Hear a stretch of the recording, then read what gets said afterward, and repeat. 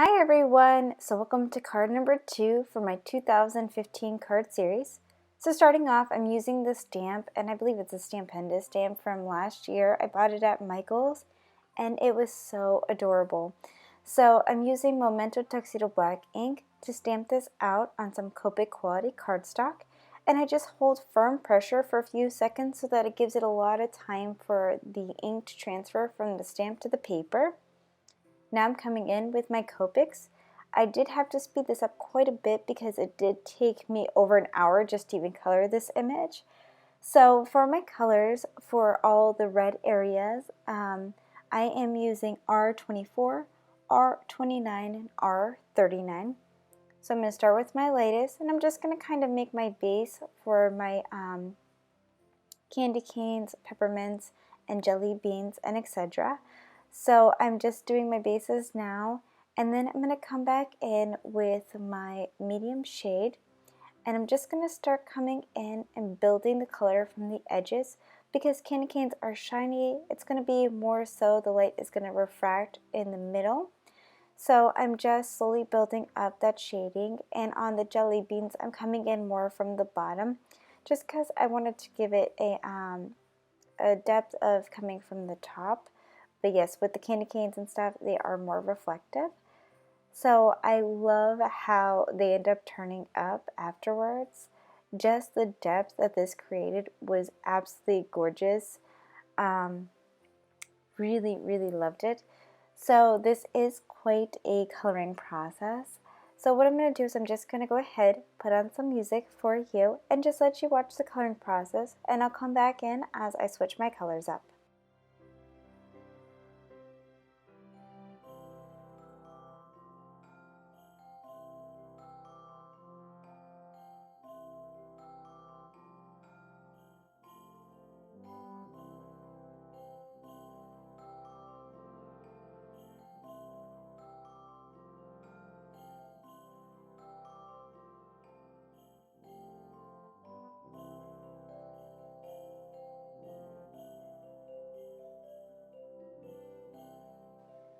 So after coloring in that watermelon slice, I come in with my greens, and I'm just filling in some of those gumdrops, the jelly beans, and that watermelon slice.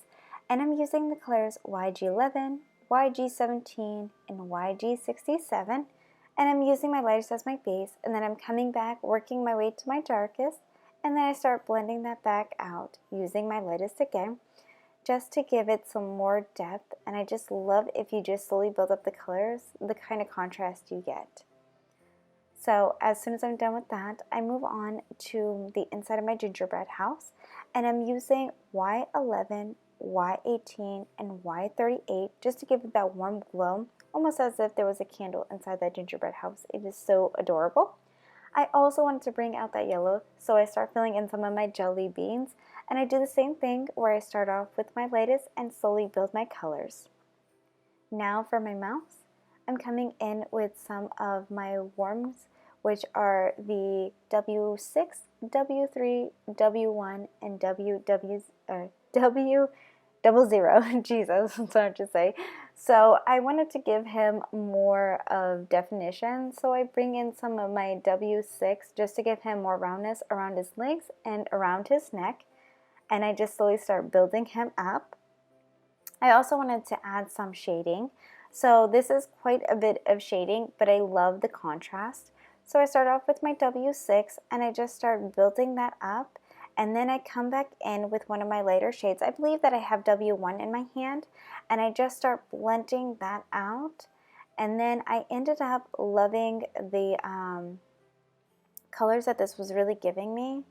So I wanted to add more, so I come back in with my W0, I believe, and I just start blending that out. I even use the broad tip of my Copics, so that way I get a good and even blend. And then I'm going to add just a little bit more of the W6 because I absolutely love the contrast that that makes. It really makes it more stand out. So that's what I'm doing. I'm just slowly building up the colors.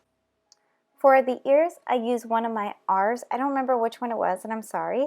And then I'm going to also bring in the brown tone to the ears, so that way I can blend it out a little bit more. I'm also carrying the E31 and E34 along the face, the hands, the ears, and their tails because all mices are different colors. They don't exactly have the same color throughout. So I'm trying to stay with as much realism as possible with the coloring, but obviously giving it the cutesy touch that I love so much. So I'm just using those colors and blending them out, and I'm going to do that with both of them, same technique. Then I wanted to give him some more definition too, just because I feel like he needs to be a little bit more chubbier.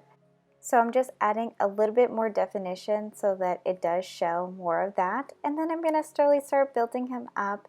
So I'm going to come in with my colors, which are E34, E25, and E27, and just start building him up.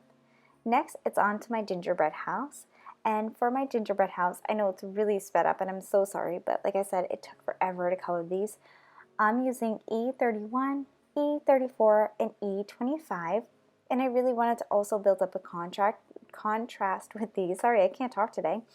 And so I am going in with my base and then coming back, and I keep on adding more of the E25 to really make it pop and stand out. And I love the way that this came out. To me, it just looked almost so edible in person to eat it. And then I'm going to do the same exact technique with the rooftops. So I'm going to go ahead, start filling those in, and then start adding the darker so that it really gives it more shading and it makes it look more dimensional. So I'm just filling in all this and really blending it out. And I even throw in another color in there apparently, which I didn't even realize. So I also wanted to make the white frosting a little bit more warmer. So I come in using W00 and W1, and I just fill that in. Next, I'm going to take my Stampin' Magic and my Stampin' Up! Real Red, and I'm just going to make sure that I line this up properly because I don't want to mess this up. I did a lot of hard work, so I am using that, and all you do is you just line it up and then simply press down, and voila, you always get the perfect stamp image. So now I'm going to take my corner punch, and I'm just going to go ahead and chomp out my corners. I couldn't even think of the word.